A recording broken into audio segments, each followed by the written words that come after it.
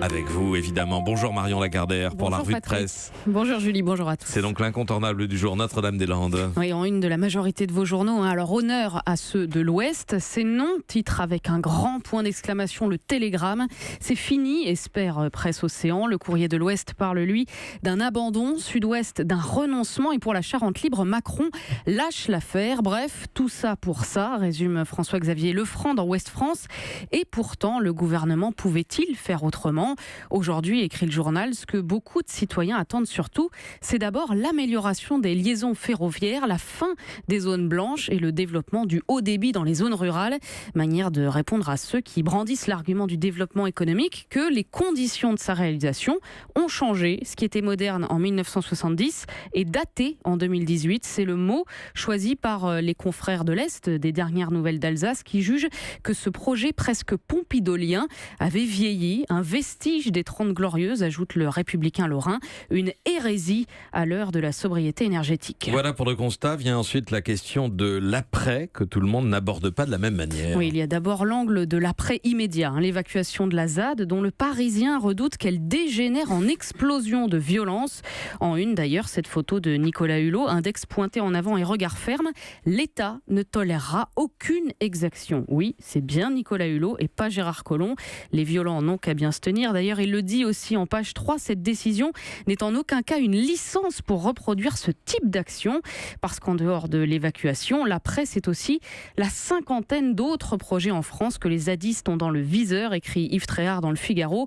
Leur victoire en Loire-Atlantique va les encourager à recommencer ailleurs. L'État doit mettre ses ravis de l'écologie militante, ses ennemis du capital et chantres du désordre hors jeu.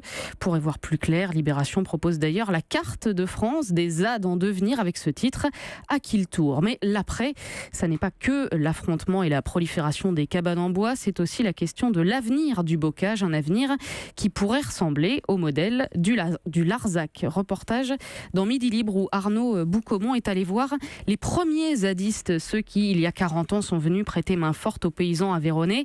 Ils ont amené des idées nouvelles, écrit le journal, le bio, la vente directe, mais aussi les groupements de producteurs. Ici, raconte Marlène, venue de Normandie, il y a une grande solidarité entre agriculteurs, un peu comme une bulle, à l'abri de la crise agricole. Alors pourquoi ça marche ? Eh bien parce que la clé, c'est l'outil foncier, explique Christian, un ancien zadiste devenu éleveur de brebis. Ça marche parce que l'État loue ses terres aux agriculteurs avec un bail qui court jusqu'en 2083. Pour Notre-Dame-des-Landes, c'est pareil, dit-il, le stock de terre ne doit pas retomber dans le privé. Des projets pourront alors voir le jour, y compris utopiques, mais je trouve ça bien, moi, d'aller au bout de ses rêves. Voilà, chacun les siens. Mais c'est en tout cas une autre vision de l'après à lire donc dans Midi Libre. Et puis il y a cette question en une de l'hebdomadaire Le 1. Est-il urgent de ralentir ? Comme en écho aux rêves des zadistes, le journal fait témoigner ceux qui ont choisi de ralentir. Gilles, par exemple, ancien trader, la quarantaine, qui se présente comme un junkie de l'adrénaline et qui a tout arrêté le jour où il a appris que sa mère allait mourir. Même récit à peu de choses près pour Florent, 29 ans, lui aussi urbain hyperactif, qui a pris conscience que sa vie était illusoire. En revanche, l'histoire de Nelly, elle, est un peu différente. Elle est la preuve vivante, écrit Manon Polic, qu'il n'est pas nécessaire d'être plongé dans la folie des métropoles pour perdre les pédales. Elle vivait en Ardèche, dans un petit village isolé, lorsqu'un burn-out l'a terrassée. Pourtant, son travail avait un sens, comme on dit. J'étais passionnée, dit-elle. Je travaillais 50 à 70 heures par semaine pour une structure associative, mais du jour au lendemain, son corps a cessé de fonctionner. Plus aucun mouvement possible. Pendant 2 ans, elle est restée alitée, dormant 20 heures par jour, scotchée jusqu'à récupérer progressivement et remettre ses certitudes en question. J'ai dû changer mon rapport au temps et au faire, dit-elle. Fini les mails et le portable. Elle se met à bricoler, à jardiner, explique le 1, à accepter de ne rien faire. Alors c'est un cas extrême évidemment, mais il y a bien dans notre société un sentiment de manque de temps, écrit Aude Lancelin, de rush permanent, une impression surtout que la chose s'aggrave. Mais la liberté de couper, elle, n'a pas disparu. Elle est encore là, maintenant et à tout moment du temps, écrit la journaliste qui conclut en incitant chacun gentiment à s'en saisir. Ralentir, c'est le thème donc du dernier numéro du 1, qui n'est pas le seul à en parler. Oui, le temps et surtout le sens de ce qu'on fait fleurissent un peu partout. Par exemple, dans cette interview exclusive d'Elena Ferrante dans l'Obs, l'inconnu aux 2 millions de lecteurs, auteur de L'Amie prodigieuse, a accordé un entretien par mail interposé à Didier Jacob, à qui elle confie sa plus grande crainte, celle, dit-elle, de sentir tout à coup que consacrer autant de temps de ma vie à l'écriture n'a aucun sens, une sensation qu'elle dit avoir éprouvée très souvent et dont elle craint le retour.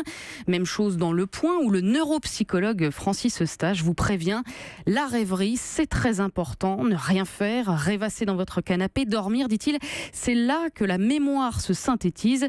Il faut prendre le temps, et c'est la science qui vous le dit. Et puis, un désir que vous exprimez là ce matin? Attends, pas du tout, moi je rapporte la presse. Et puis il y a ceux qui vont encore plus loin, Patrick, trop manifestement, comme le magazine Stylist qui publie en couverture la photo d'une petite grand-mère buvant son thé avec ce titre: cette femme a attendu d'avoir 70 ans pour prendre sa retraite, ne faites pas la même erreur. Et si arrêter de travailler était le meilleur moyen de rester actif, demande le journal.